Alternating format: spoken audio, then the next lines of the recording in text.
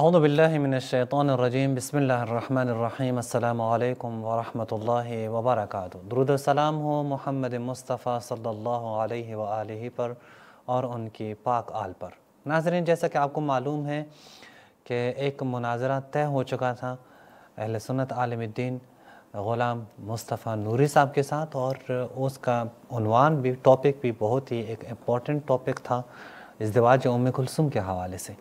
लेकिन वो मुनाज़रा न हो सका, और उसके बाद मुनाज़रे में ज़ाहिर आपको मालूम है कि ग़ुलाम मुस्तफ़ा साहब ने आके कुछ शराइत रख ली कि शुरू भी मैं ही करता हूँ, आखिर में भी मैं ही बात करता हूँ। तो ज़ाहिर है ये शराइत तो किसी भी आलमी मुनाज़रों में कभी भी ये शराइत तो नहीं तय किए जाते, लेकिन हमने मान लिया, हमने कहा कि बाद वाले मुनाज़रे के लिए फिर यही शराइत होंगे कि जब हमारा मौजू हो, यानी वली असर की तरफ से जब मौजू हो, तो शुरू करने वाले भी वली असर की तरफ से हो और आखिर में एहतमाम करने वाले भी वली असर की तरफ से हो। उनको भी उन्होंने मानने से इनकार किया, नहीं बाद में देखेंगे। आपको पता है कि वो बाद में देखेंगे कहकर फिर वो जान छुड़ा देते हैं और बाद में फिर आते भी नहीं हैं। हमारा तजर्बा व एक्सपीरियंस है कि कई दफ़ा हमने इनके साथ इनके मौज़ूआत पे बहस किया, पर जब हमारे मौजू की बारी आती है ऐसा मुकम्मल तौर पे ब्लॉक कर देते हैं, फ़रार करते हैं, ऐसा आते भी नहीं हैं। ये एक दो की बात नहीं कहूँगी, कई अफराद ऐसे मौजूद हैं अभी तक हम लेके आए हैं यहाँ पे उनके साथ उनके मौजू पे बात हुई है, जब हमारे मौजू की बात आती है तो फ़रार करते हैं और हमें ब्लॉक करते हैं। फिर उसके बाद ग़ुलाम मुस्तफ़ा नूरी साहब ने एक क्लिप रिकॉर्ड किया है हज़रत उम्मे कुलसूम के शादी के ऊपर, और उन्होंने फ़ुरूए काफ़ी से एक रवायत नकल की है कि ये जो है, आप देख सकते हैं कि ये रवायत मैं लेके आया हूँ, इसकी सनद ये है, फ़लाँ है, और इसकी वजह से इन्होंने फ़रार किया, मेरे साथ मुनाज़रा नहीं किया। ये और वो बातें जो है वो उमूमन जो अहले सुन्नत उलमा करते हैं, और आपको पता है जो अखलाक से इंतहाई दूर बातें होती हैं। तो आज हमने ज़हमत दी है अपने उस्ताद अल्लामा शेख जवाद अबुल क़ासिमी साहब को कि वो आपके सामने इंशाअल्लाह बयान करें कि ये रवायत इसकी हैसियत क्या है। तो चलते हैं उस्ताद की तरफ। उस्ताद अस्सलाम वालेकुम रहमतुल्लाह। वालेकुम अस्सलाम व रहमतुल्लाह। खैर मामनून सलामत बश। उस्ताद शुभी मतरह कर दे कि इन रवायत दर फ़ुरूए काफ़ी हस्त व शियायान नमीतवानन जवाब बदन बखातिर हमिना फ़रार कردن اگه میشه به این شبهه جواب بده شما. بله، بسم الله الرحمن الرحیم. الحمد لله رب العالمین. اللهم صل علی محمد و آل محمد و عجل فرجهم. ما راجع به مسئله ام کلثوم اول یک بحث کلی باید مطرح بکنیم، این که دیدگاه ها در مورد ام کلثوم چیست؟ سه دیدگاه اصلی وجود داره. دیدگاه این که اصلا چنین ازدواجی صورت نگرفته و از اساس نه ام کلثومی بوده نه هیچی و این دروغ است. دیدگاه دوم، ازدواجی با ام کلثوم نامی صورت گرفته، اما این ام کلثوم دختر حضرت علی علیه السلام از حضرت زهرا سلام الله علیها نبوده. حالا کی بوده؟ اختلاف دیدگاه. ممکنه دختر ابوبکر باشه که همانند محمد ابن ابی بکر در خانه امیرالمؤمنان زندگی میکرده، به خاطر اینکه عایشه روایتی ازش دارن از همسر پیغمبر که دختران و پسرهای یتیم رو کتک میزد، نمیتونست تحملشون بکنه. متاسفانه خود اهل سنت نقل کردن. روایتی است که از عایشه نقل شده در کتاب صحیح ادب المفرد بخاری. آیه البانی: ذکر ادب الیتیم عند عایشه فقالت انی لاضرم الیتیم حتی ینبسط. من انقدر بچه یتیم رو کتک میزنم تا نقش زمین بشه. آقای البانی میگه صحیح الاسناد. لذا محمد ابن ابی بکر برادر عایشه در خانه عایشه زندگی نمی‌کرد، خونه حضرت علی زندگی می‌کرد. خب ممکنه این دختر هم آمده خانه حضرت علی و اونجا بزرگ شده، همونطور که به محمد میگفتن پسر من، به او هم میگفتن دختر من، لذا شبهه شده. این احتمال بسیار قوی است. احتمال سوم، نه با دختر حضرت علی از حضرت زهرا سلام الله علیها باشه که این ضعیف‌ترین احتمالاته. هیچ قرینه تاریخی با این مطابقت نداره. از جهت زمانی هیچ خصوصیتی از خصوصیات اون ازدواج با ام کلثوم دختر حضرت علی علیه السلام سازگاری نداره، ولی همین هم باشد باز به نفع آقایان نیست، چون نه روایاتی که اهل سنت نقل کردن رو اینها حاضرن نقل کنن، نه روایاتی که شیعه نقل کردن. اما روایتی که ایشون خوند، ما ببینیم توی متن روایت چی آمده. در کتاب کافی باب المتوفی عنها زوجها المدخول بها أین تعتد و ما یجب علیها. سألت عن المرأة المتوفی عنها زوجها، از امام صادق سوال کردم یک زنی که شوهرش مرده کجا باید عده‌اش رو نگه داره؟ حضرت فرمودن اتعتد فی بیتها او حیث شاءت، آیا در خانه‌اش یا هر جا خواست؟ فرمودن نه هر جا خواست. ان علی علیه السلام لما توفی عمر، وقتی که عمر مرد علی آمد پیش ام کلثوم و او را به خانه خودش برد. خب روایت بعدی از سلیمان بن خالد از امام صادق پرسیدم از زنی که شوهرش از دنیا رفته کجا در نگه داره، در خانه شوهرش یا هر جا خواست؟ فرمودن نه هر جا خواست. علی وقتی که عمر از دنیا رفت آمد پیش ام کلثوم فاخذ به یدها، دستشو گرفت، فانطلق بها الی بیته، او رو به خانهش برد. من الان چند تا سوال میپرسم. یک، آیا در این روایت کلمه دختر حضرت زهرا شما دیدید؟ نه. پس از کجا میگن دختر حضرت زهرا بوده؟ اصلا نیست. دوم، شما دیدید یکی از علمای سنی، بزرگان اهل سنت، از علمای دین در وسط خیابان دست دخترش رو بگیره با هم راه برن؟ ندیدیم. ندیدیم. آره دیگه. اما اگه بچه کوچیک باشه دستشو میگیری میری. آره. درسته؟ بله. خب این روایت میگه دستشو گرفت آوردش. چرا دستشو گرفت آورد؟ اخذ به یدها فانطلق بها الی بیته، دستشو گرفت آوردش. چرا؟ خیلی روشنه، چون صغیره بوده. صغیره یعنی چی؟ روایات متعددی در کتب اهل سنت دارند که هنگامی که عمر با ام کلثوم ازدواج کرد این صغیره بود، بالغ نشده بود. به عنوان مثال من روایتی رو برای شما بیارم دیگه، از اولین مصادر اهل سنت در کتاب الطبقات الکبری ابن سعد میگه که ام کلثوم تزوجها عمر بن الخطاب و هی جاریه لم تبلغ، هنوز بالغ نشده بود. ازدواج سال چند بوده؟ سال 17. بله 17. دختری که هنوز بالغ نشده در سال 17. ما علاوه بر این در کتب اهل سنت عبارات دیگری هم داریم، مثل عبارتی که علامه زرقانی مطرح کرده در شرح مواهب لدنیه، میاد مطرح میکنه راجع به ام کلثوم و ام کلثوم زوج عمر بن الخطاب و مات عنها قبل بلوغها، اصلا هنوز بالغ نشده بود که عمر از دنیا رفت. یه دختر خردسالیه که این دختر خردسال عمر قبل از بلوغ باش ازدواج کرده، قبل از بلوغ هم مرده. قبل اینکه دختر بالغ بشه عمر چی شد؟ از دنیا رفت. عمر سال چند از دنیا رفت؟ 21.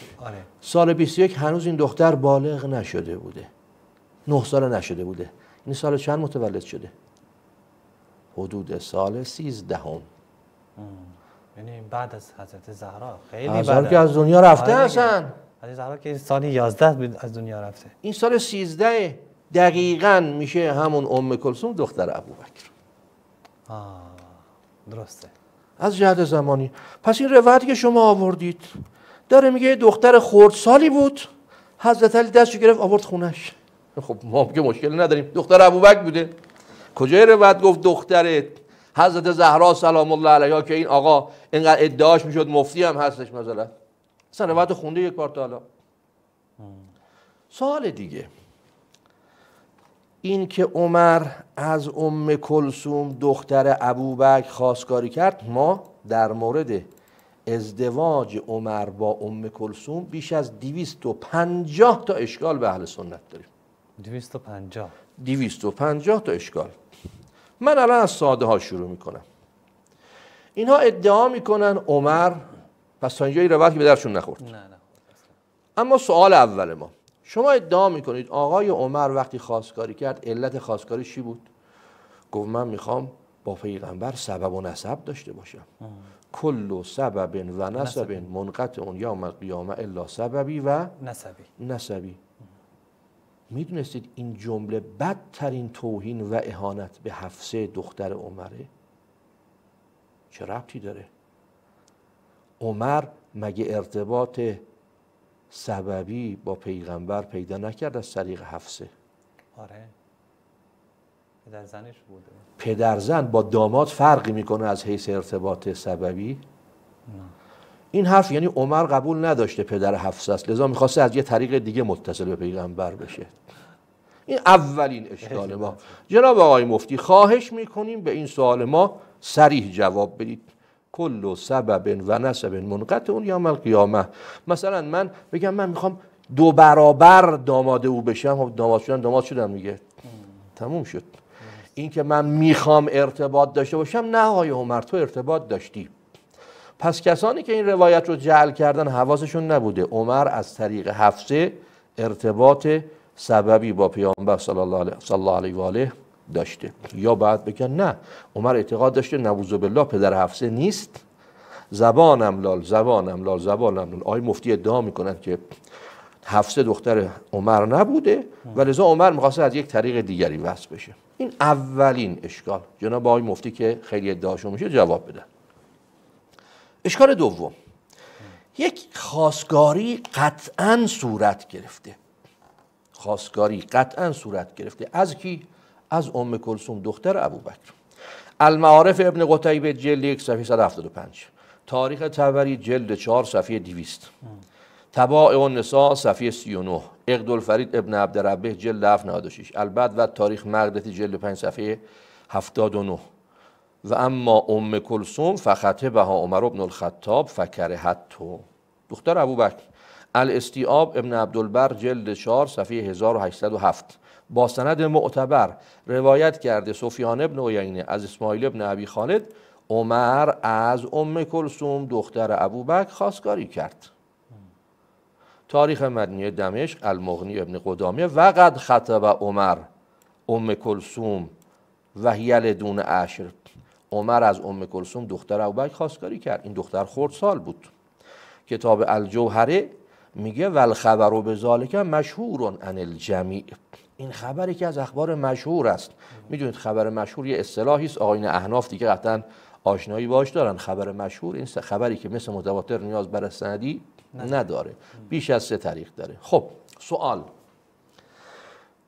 ام کلثوم دختر ابوبکر خردسال بود، ام کلثوم دختر علی خردسال. عمر ادعا میکنند برای اینکه این شبهه‌ای که هست که عمر با دختر ابوبکر ازدواج کرده رو برطرف بکنن، اومدن یه روایتی جعل کردن که عمر اول رفت خواستگاری دختر ابوبکر، او قبول نکرد، بعد رفت خواستگاری چی؟ دختر علی. حالا من یک سوال اینجا مطرح میکنم، مگر عمر نمیخواست با کل سبب و نسب به پیغمبر نزدیک بشه؟ از طریق دختر ابوبکر به پیغمبر میرسید که اول رفت خواستگاری دختر ابوبکر؟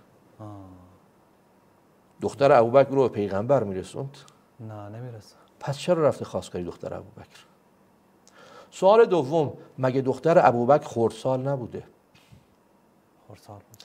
خواستگاری از یک خردسال زیر 9 سال یک اصطلاح بیماری روانی الان داره، علاقه به کودک‌های خردسال، پدوفیل. رفته خواستگاری دختر زیر 9 سال، دختر ابوبکر. او قبول نکرده، رفته خواستگاری چی؟ یه دختر خردسال دیگه. اگر میخواید همچه حرفی بزنید نگید میخواسته به پیغمبر نزدیک بشه، بگید دختر خردسال میخواسته. بله. بگید این دنبال دختر خردسال بوده، چرا توجیه میکنید؟ و روایات اهل سنت متاسفانه مروج این قضیه است. بسیار بسیار زشت این روایاتی که مطرح میکنن. من یکیشو برای شما بخونم. زوائد تاریخ بغداد جلد 5 دارالقلم روایتی رو مطرح میکنه که بله عمر گفت علی این دختر رو به ازدواج من در بیاور که کل سبب و سحر منقطع یوم القیامه الا سببی و نسبی. من اینو میخواستم. بعد خوب نگاه کنید چقدر زشته. علی دستور داد دخترش از فاطمه را زینت کردن. هنوز عقد نشده ها، هنوز عقد صورت نگرفته. فرستاد پیش عمر. هنوز عقد نشده. عمر دست به ساق این دختر زد. بهش گفت به بابات بگو من خیلی خوشم اومد از تو. و قبلنی، تازه دختر خردسال رو بوسم کرده. به بابات بگو من خیلی خوشم اومد از تو. فانکحها ایاه، بعد باهاش ازدواج کرد. بعد در بررسی سند روایت که میرسه وللحدیث طرق و شواهد و یصح بها. جالبه آیان اهل سنت جرأت نمی کنند روایتی که خودشون هم دارن نقل بکنن. بگید آقا روایت ما این گونه است که ما میخواهیم خلیفه دوم را، ما شیعه نمیگیم ها، ادعای آقایونه، ما که اصلا میگیم نبوده هیچ، ما میگیم ازدواج با دختر ابوبکر بوده و او هم کاری به دلیلش نداره، اصلا دلیلش ما نمیدونیم چی بوده، به هر دلیل میخواد باشه. اما آقایان اهل سنتی که میخواهند قضیه رو توجیه کنن باید بیان به این سوالات جواب بدن که از خلیفه دوم یک شخص پدوفیل ترسیم میکنند و این روایت که ما عرض کردیم در کتب متعددشون آمده. اما اصلا فرض بکنیم ازدواجی هم بوده با دختر حضرت زهرا سلام الله علیها، ته چی رو ثابت میکنه؟ باز رضایت به خلافت رو ثابت میکنه. آره به خاطر همین که میگن. حالا ادعاشون اینه، درسته؟ سوال، حضرت لوط به قومش گفت هؤلاء بناتی هن اطهر لکم، به خاطر مصلحتی که اونجا بود. آره. او با دختر من ازدواج کنی. مصلحت چی بود؟ حفظ آبروی نبوت. بله. درسته؟ آره. به خاطر حفظ آبروی نبوت گفت با دختر من ازدواج کنی. یعنی قوم لوط خوب شدن؟ نه. حضرت علی راضی به قوم لوط شد، به عمل قوم لوط شد؟ نه اصلا. حضرت لوط راضی به عمل قوم لوط شد؟ نه. خب حالا فرض کنیم ازدواجی صورت گرفته باشد، شما ازدواج ثابت کنید مشکلت حل نشده. شما بعد ببینید شهادت از زهرا دروغ بوده، اسناد هجوم رو رد بکنی، اسناد غضب حضرت زهرا تو بخاری رو رد بکنی. آره. تا بعد ازدواج به نفع شما بشه. اما اگر شما از مسئله غضب حضرت زهرا در بخاری رو داشته باشی، هجوم رو داشته باشی، سقط حضرت محسن رو داشته باشی، اینکه امیر مؤمنان کراهیتا لمحضر عمر بن الخطاب رو داشته باشی، فرأیتمانی کاذبا آثما قادرا خائنا رو داشته باشی، بعد ازدواج ام کلثوم داشته باشی، این که بیشتر به ضررت میشه. آره. به نفعت نمیشه. بله. یعنی تهش میشه بله عمر حاضر بود خلافت رو به زور بگیره، ازدواج هم به زور بکنه، بازم به نفعش نشد، تازه با دختر خردسال، اونم با بهانه دروغین. لذا ما فعلا 2 سوال از 250 سوالمون رو پرسیدیم. ببینیم آقای مفتی ادعایی که کردن گفت بود من 2 ساعت حاضرم بیام بحث بکنم. صحیح. همین 2 سوالش جواب بده تا بعد ما خدمتشون هستیم. دست شما در نکنه. خیلی ممنون. हम शुक्रिया अदा करते हैं हज़रत उस्ताद अल्लामा शेख जवाद अबुल क़ासमी साहब से। कुछ निकात इन्होंने मतरह किए, आपने सबटाइटल के ज़रिए से इनका तर्जुमा भी पढ़ा होगा जो उन्होंने बयान किया, लेकिन मैं अभी आखिर में सिर्फ 1 मिनट में इसका मैं तकरार करता हूँ, दोबारा बयान करता हूँ। देखें हज़रत ने कहा कि 3 तरह के नज़रियात मौजूद हैं। एक नज़रिया ये है कि असल हज़रत मौला अली की बेटी से कभी कोई शादी हुई ही नहीं है, जनाब उमर की, ये बिल्कुल एक झूठ है। एक और नज़रिया ये है कि जो शादी हुई है वो जनाब अबू बकर की बेटी से हुई है, उनका नाम भी उम्मे कुलसुम था, कि वो लेके आए हज़रत उस्ताद के, चूँकि जनाब आयशा ख़ुद कहती हैं कि मैं यतीमों को मारती थी, तो इस वजह से इम्कान रखते हैं कि वो हज़रत अली के घर में रह रहे हों, जैसा कि मोहम्मद बिन अबी बकर हज़रत अली के घर में रह रहे हों। एक और नज़रिया ये कि नहीं ये हज़रत ज़हरा की बेटी है और ये कहते हैं ये इसके ऊपर कोई दलील इनके पास नहीं है, बग़ैर दलील के बाद लोगों ने ये नज़रिया उठा लिया है। तो ये काफ़ी की जो रवायत उन्होंने लेके आए तो उसमें ये मौजूद है कि हज़रत अली ने उनको हाथ से पकड़ के लेके आए हैं, حالانکہ آپ دیکھ رہے ہیں کہ ان کے علماء میں سے، اہل سنت علماء میں سے کوئی بھی ہاتھ سے پکڑ کے وہ نہیں لے کے آتے کہ بازار میں جب گھوم رہے ہو تو اپنی بیٹی کو، جو جوان بیٹی ہو، ہاتھ سے پکڑو. نہیں، ہاتھ سے کن کو پکڑا جاتا ہے؟ جب چھوٹا بچہ ہو، چھوٹی بچی ہو، ان کو ہاتھ سے پکڑا جاتا ہے. اس سے معلوم ہوتا ہے کہ وہ جن کو لے کے آئے ہیں وہ ایک چھوٹی بچی تھی کہ جو ام کلثوم کے نام سے اور جناب ابو بکر کی بیٹی تھی، جو حضرت علی کے گھر میں رہ رہی تھی، وہ لے کے آئے ہیں.